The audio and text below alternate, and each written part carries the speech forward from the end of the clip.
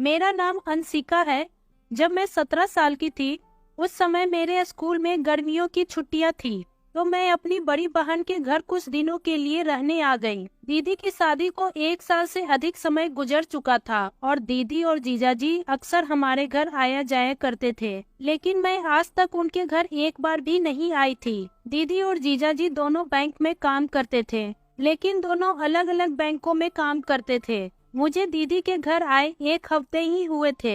एक दिन मैं घर पर अकेली थी तो जीजाजी अचानक बैंक से जल्दी घर वापस आ गए। मैं टीवी पर एक सीरियल देख रही थी तो जीजाजी मेरे पास आकर बैठ गए और बातें करने लगे। पिछले 6-7 दिन में मैं जीजाजी के साथ काफी घुल मिल गई थी। तब अचानक जीजाजी ने मुझसे पूछा कि क्या तुम्हारा कोई बॉयफ्रेंड है। मुझे उनकी बात सुनकर थोड़ी हैरानी हुई, लेकिन फिर थोड़ा सोचने के बाद मैंने कहा अभी तक तो नहीं, लेकिन मेरे दोस्त का एक भाई है जिसे मैं पसंद करती हूँ। तब मैंने देखा उसके चेहरे से हंसी जैसे गायब हो गई थी। फिर उन्होंने बहुत गुस्से भरे अंदाज से पूछा, क्या तुम दोनों ने कभी एक दूसरे के साथ समय बिताए हो। मैं थोड़ा घबरा गई और मैं बिना कुछ बोले ना में सिर हिला दिया। तब उन्होंने कहा, अब तुम बड़ी हो रही हो, इसलिए तुम्हें भी किसी लड़के के साथ की जरूरत महसूस होती होगी। उनकी इस तरह की बातें सुनकर मेरे दिल की धड़कन बढ़ गई। मैं थोड़ा डर गई थी, लेकिन फिर मैंने सोचा शायद वो मेरे बारे में और कुछ जानना चाहते हो। तब जीजाजी अपनी जगह से उठकर जाते हुए बोले कि अगर मैंने तुम्हारी दीदी से पहले तुम्हें देख लिया होता तो मैं तुम्हारी दीदी से कभी शादी ना करता। इतना कहकर वो किचन में चले गए। उनकी यह बात समझने में मुझे थोड़ा टाइम लगा, लेकिन मैंने सोचा शायद वो मजाक कर रहे होंगे। लेकिन उनकी बातें मुझे सोचने पर मजबूर करने लगी। इतने में डोरबेल बजी तो दीदी भी वापस आ गई थी। मैंने दरवाजा खोला तो मेरी उतरी हुई शक्ल देखकर दीदी ने पूछा, क्या हुआ, तुम ठीक हो। मैंने दीदी से कहा, हाँ सब ठीक है, बस कल रात मैं ठीक से सो नहीं पाई। फिर कुछ दिन ऐसे ही गुजर गए। एक दिन मैं थोड़ा लेट में सोकर उठी तो देखा दीदी अपने बैंक के लिए निकल चुकी थी।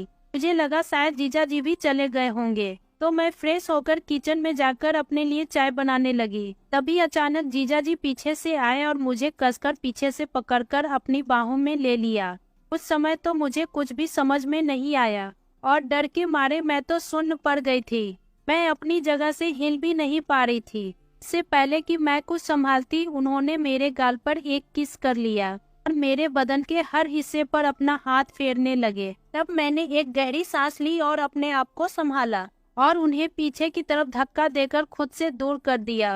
उन्होंने दोबारा मेरे करीब आने की कोशिश की तो मैं जोर जोर से चिल्लाने लगी। उन्होंने अपने एक हाथ से मेरा मुंह बंद कर दिया और दूसरे हाथ से मेरे दोनों हाथ पकड़कर बोले, अगर तूने अपनी बहन को या किसी को भी इसके बारे में कुछ भी बताया तो मैं तुम्हारी बहन को तलाक दे दूंगा। मैं इन सब बातों से काफी डर गई थी। मैं नहीं चाहती थी कि मेरी वजह से दीदी का घर बर्बाद हो, इसलिए मैंने दीदी को इस वाक्य के बारे में कुछ भी नहीं बताया।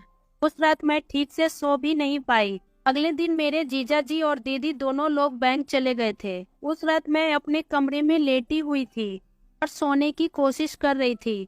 तभी मैंने देखा कि कोई मेरे रूम का दरवाजा खोलकर सीधा अंदर आकर मेरे साथ बेड पर लेट गया है। मुझे समझने में 1 मिनट भी देर न लगी कि यह मेरे जीजाजी हैं। मुझे जीजाजी की वो बात याद थी जो उन्होंने कल मुझसे कहा था। इसी डर की वजह से मैं कुछ कर भी नहीं सकती थी कि कहीं मेरी वजह से दीदी का घर बर्बाद न हो जाए। फिर जीजाजी मेरे पास आए और बोले, मैंने तुम्हारी दीदी को नींद की दवाई पानी में मिलाकर दे दी है, इसलिए वो अब सुबह तक जाग नहीं पाएगी। मैंने जीजाजी से हाथ जोड़कर कहा, प्लीज आप मेरे साथ ऐसा ना करो, लेकिन उनके सर पर तो उस समय कुछ और ही भूत सवार था। उन्होंने मेरी एक नहीं सुनी और मेरे साथ वो सब करने लगे जिसके बारे में मैं सोच भी नहीं सकती थी। डर के मारे मेरा पूरा शरीर कांपने लगा। मैं मिन्नतें करती रही लेकिन उन पर इसका कोई असर नहीं हुआ। मेरे पूरे बदन को चूमने और दबाने के बाद उन्होंने वो काम करना शुरू कर दिया जो मुझे बहुत दुख पहुंचा रहा था। उस दर्द को मेरे लिए बर्दाश्त करना बहुत मुश्किल था। ऐसा लग रहा था जैसे किसी ने मेरे नीचे लोहा पिघलाकर डाल दिया हो। उनके इस करामात से मैं कुछ देर के बाद बेहोश हो गई। जब मेरी आंख खुली तो मेरी जिंदगी बर्बाद हो चुकी थी और मैं पूरी तरह से टूट गई थी। इसके बाद जीजा जी ने इसे रोज का नियम बना दिया था और मैं बस दीदी की वजह से ये सब बर्दाश्त करने को मजबूर थी। 3 हफ्ते तक लगातार ये सिलसिला चलता रहा। फिर एक दिन पता नहीं कैसे दीदी मेरे पास आई और उसने कहा, तुम्हारे और जीजा जी के बीच क्या चल रहा है, मुझे सब सच सच बता दो, वरना मैं मम्मी पापा को बुलाकर उनके सामने सारा सच खोल दूंगी।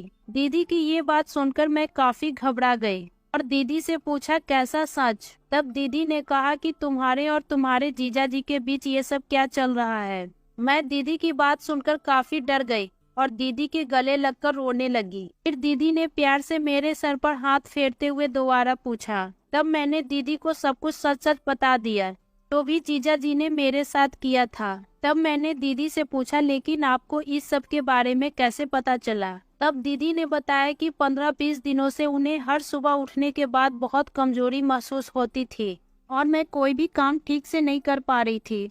फिर वो डॉक्टर के पास गई और डॉक्टर ने टेस्ट करवाए। तब मुझे पता चला कि काफी दिनों से लगातार नींद की दवाई दी जा रही है। तब मैंने तुम्हारे जीजा जी के बैंक में पता किया तो पता चला कि तेरे जीजा जी हर रोज किसी न किसी बहाने से छुट्टी लेकर जल्दी घर वापस चले आते हैं। जिसके बाद दीदी को यह सब समझने में जरा भी देर नहीं लगी कि ये सब क्या चल रहा है। दीदी को उसी वक्त पुलिस को बुला लिया और पुलिस को सब कुछ सच सच बता दिया। पुलिस ने रिपोर्ट के आधार पर जीजा जी को गिरफ्तार कर लिया, जिसके कुछ दिनों बाद ही दीदी ने जीजा जी को तलाक दे दिया।